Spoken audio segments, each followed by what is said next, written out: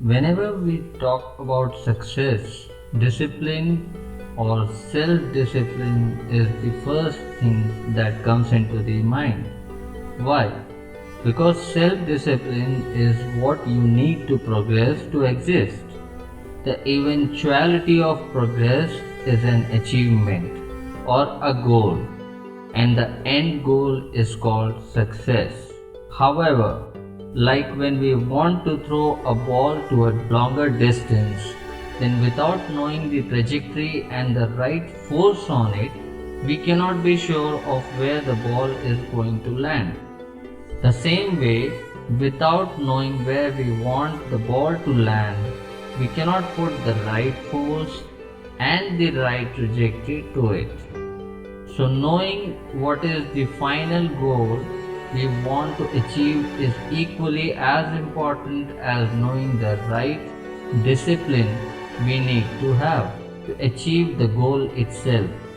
So, before self discipline, make sure that your end goal is what you're looking for. We all have the ability to do the wrong things the right way, and then we finally end up as the wrong guy in the wrong place. You need self discipline to achieve success. Self discipline equals perseverance, one of the most important qualities you need for achieving success. Speaking of success, I don't just mean financial success or status, but also success in other areas besides career or job. For most people in the world, about 99%, earning a lot of money is what defines success. There are people who are appalled by the word self discipline. They associate it with self denial, limitation, pain. They are either lazy people or have a more clear understanding of what self discipline is. And why do I say that? Look at the people around you who succeed in carrying out their decisions, doing efficiently their chores and tasks, and achieving their plans and goals. They all possess perseverance, and perseverance is part of self discipline. While self discipline and discipline are often used interchangeably, self discipline gets used to mean pain and self sacrifice. Someone is forcing themselves to do soul sucking work, then they probably are working towards the wrong goal for the wrong reasons. They may be doing it what they are supposed to do, that is, what others have said is important. They may be working for the wrong reasons, such as glory, money, or some vague goal of success. But the path to the goal shouldn't be soul sucking. People who are happily successful get satisfaction out of the work that goes into a goal. People who are outwardly successful but dissatisfied from inside go through pain and misery for their goal. They believe reaching their goal will give them wealth, status, parent approval, and that would make them happy. They get to their goal and wonder when the happiness will arrive. It's like you went to a party and heard a very good musician playing.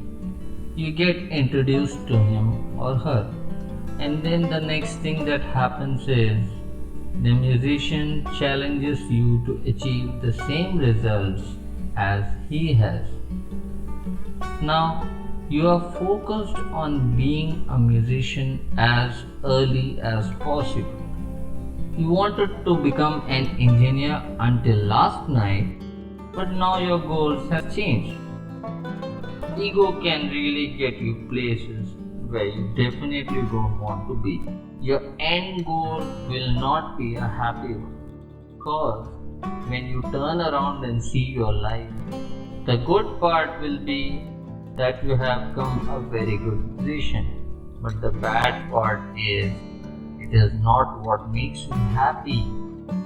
All in all, not everybody follows someone else's dream where they end up in music, which actually gives you peace of mind, even if it is only for a minute. Most people, particularly the ones who are charged up, follow a mentor or copy the successful people in their industry. So when we talk about life, it will be quite helpful if we mix a little spiritual essence to it as well. You would have heard that we are all unique. Yes, well then that means we are all given some set of tools which should be unique to us as well. If everybody wants to become the President of America, then who will clean the floors? Who will sell the groceries at the grocery store? Nature always keeps the balance. I'm not saying that a floor cleaner cannot become the president. All I am saying is the one who becomes the president will have a natural instinct, and this person will have the tools as well, the unique tools. Everyone can clean a floor, but only a few people can do it in a professional way, right? We shall discuss later as to why only few people can do it professionally, which refers back to the saying, self-discipline equals perseverance, and one who perseveres is the one who succeeds. Now then, what is self-discipline and what is passion? Is it the same or is it opposite to each other? Let's take for example, a person whose goal is to live a life of a farmer. He goes out to the field every day because he wants to and makes enough money. For him, that is enough. He leads a successful life in his own standards. Now, you might say that him going out every day is a discipline.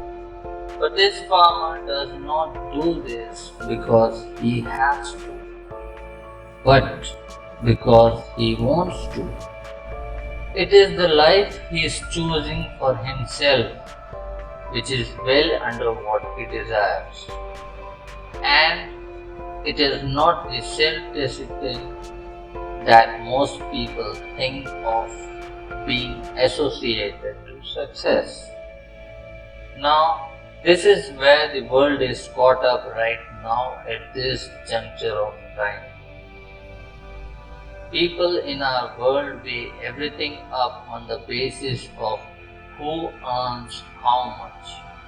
And so, I have given a name to this disease. It's called who earns how much syndrome. The farmer is successful in his own standards. Only mean that the society has a different standard, and that is purely based on who earns how much syndrome. So now the formula for success is simple. Success is determined by how much money you make or the properties you own, which depends what all are the disciplines that you follow and the role model whom you follow. And it can also be seen in the reverse way, which is you first follow a role model and copy or imitate their habits, and then you do things in a disciplined way, you follow their habits in a disciplined way, and by doing that you make a lot of money or you buy a lot of property, and which ultimately makes you a successful human being. Now here I want to point out one more thing. When you follow a successful man or a role model, here what you are doing is you're again playing the safer card. As one of my friends puts it, that people always want to play a safer card. And what is the best way of doing that? Follow somebody who has already done that and just follow their footsteps. So here again the fear of uncertainty comes into action. Whoever is following a role model is trying to be certain that when I do these things, when I follow these habits, I am destined to be successful. 99% people fake themselves saying money is not we are looking for. Money is a byproduct. We are looking for satisfaction. I ask them a very simple question. How many years can you work without getting paid?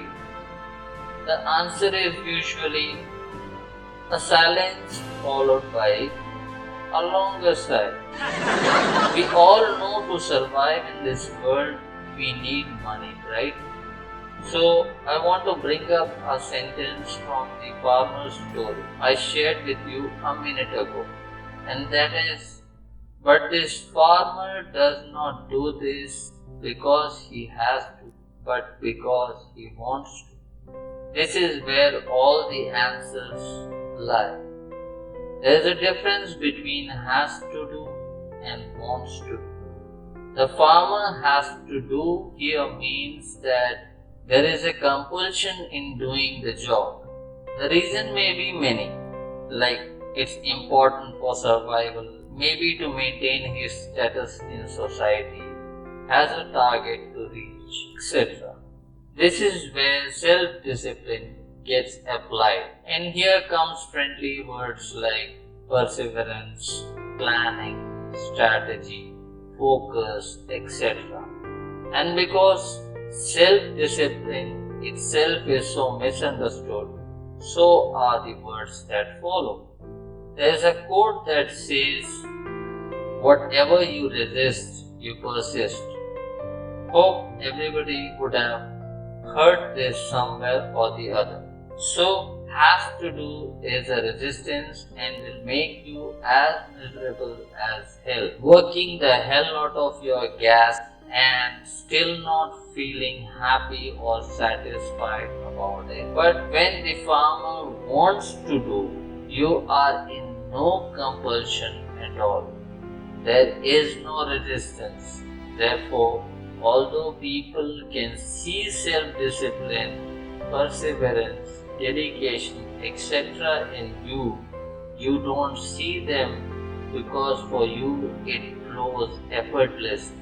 There are targets, but it's for personal satisfaction and it's continuous rather than a hard-bound target which is continual and stops. Then there are people who say earn a lot of money and then later you will have enough time to follow your passion. I really feel sorry for these guys like Thomas Edison, Tesla, Beethoven, Mozart, Shakespeare, Michelangelo, who painted the ceiling of Sistine Chapel to make it a masterpiece because they don't belong to the above category. They all have followed their passion and were legendary people. People that we follow even today, generations after they are gone. Because heroes get remembered, but legends never die. The question is why? Because they wanted to do what they wanted to do, rather than they had to do that they had. With the has to do mentality, nobody can fail 1,000 times to make a light bulb, period. Only with the want to do mentality can there be a success without stress throughout the journey. And we call this mentality as following our passion. Although I would not term it as passion because it means compelling emotions as well, but rather it's a spontaneity an urge, an action where there is no effort, at least one that you are aware of. Again, I am taking the farmer's story into reference. For the farmer's success was living a life of satisfaction rather than a life of abundance. So 8 billion people have 8 billion ideas or concept of what success means to them. And there are a lot of different paths to success and a lot of different keys, because the door is never the same for everybody, and nor is the key. There are dozens, hundreds, even thousands or millions of paths of possibility you could take to succeed or reach your goal. But if the goal is of spontaneity and one that corresponds to the set of tools given to you, which comes naturally, then the journey is going to be the one you enjoy, one that takes you out of the scarcity mode, one which frees you of the survival mode, because now you create with all the positive energy, one which is free of the resistance, the true abundance mode. Nothing to show, nothing to prove, and nothing to be. And what follows is name, fame, prosperity, which is the true byproduct, one that is not attached to anything external. All being said, the question still remains, then how to go about life to be successful and at the same time have a sense of peace and satisfaction as well. Things are better said than done, right? So, things are better understood when you are aware of them. Understanding is equally as important, because only then can you have acceptance. You can always have a goal, a plan, and a strategy as well. But when you are hard bound to them and things don't go as planned, you get frustrated. When you start from a place of understanding, your priorities will change effortlessly. We are always focused on the goal and not see ourselves on how we go about it. No life is not in your control. Things always don't go as planned. And yes, it is uncertain. So what? Has the world ended? Are you not alive? See, understanding this is either you can keep whining and complaining about it or move ahead in life. When you get into trouble, always ask, can I do something about it? If yes, then why worry about it? And if no, then why worry about it? Don't take life so serious that it suffocates you to a living death. You always think you are the one who makes things happen. Can anyone explain me? How did you help yourself when you were in your mother's womb? Trusting God and pure surrender was the only option. Does all the planning, strategy, preparation always ensures successful delivery? The moment you start living a life of realization, real discipline would take place. Real discipline is the flowering of understanding. That is why a discipline without understanding does not survive the mechanics of the ego. Live in real discipline. Let spontaneity flow through you, and that would be the real discipline. A discipline that is there because you are aligned with the existence, not fighting against it.